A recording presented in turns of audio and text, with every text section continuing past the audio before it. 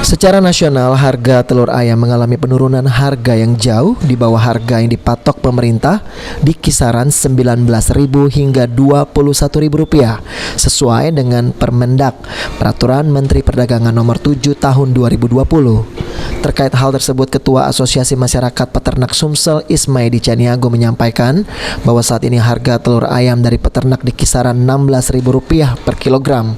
Padahal saat ini harga pakan ayam petelur sendiri mencapai Rp6.500 per kilogramnya. Sehingga jika dikalkulasi dengan anjloknya harga telur ayam ini, setiap peternak mengalami kerugian sekitar Rp4.000 per kilogram telur. Jika di Sumsel produksi telur ayam perharinya dapat mencapai 300 ton, berarti akan menimbulkan kerugian sekitar Rp1,2 miliar bagi para peternak telur di Sumatera Selatan. Di kandang itu 16.000. Sementara hitungan kalkulasi sekarang harga pakannya udah 6.500 per kilo, dan kita punya break-even point untuk 1 kilo telur itu udah di posisi 20 ribuan lebih.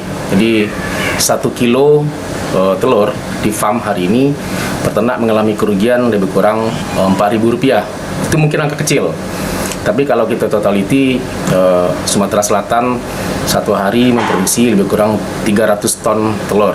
Jadi kalau bisa kita kalkulasikan, satu hari peternak ayam petelur di Sumatera Selatan mengalami kerugian kurang lebih 1,2 M. Oke. Lalu seperti apa? Kondisi anjloknya harga telur ayam ini disebabkan oleh daya serap telur yang berkurang akibat PPKM. Mengingat dari 300 ton telur yang diproduksi di Sumsel perharinya, 200 ton biasanya habis terjual di Sumsel dan 30% yang akan dikirim ke sejumlah wilayah.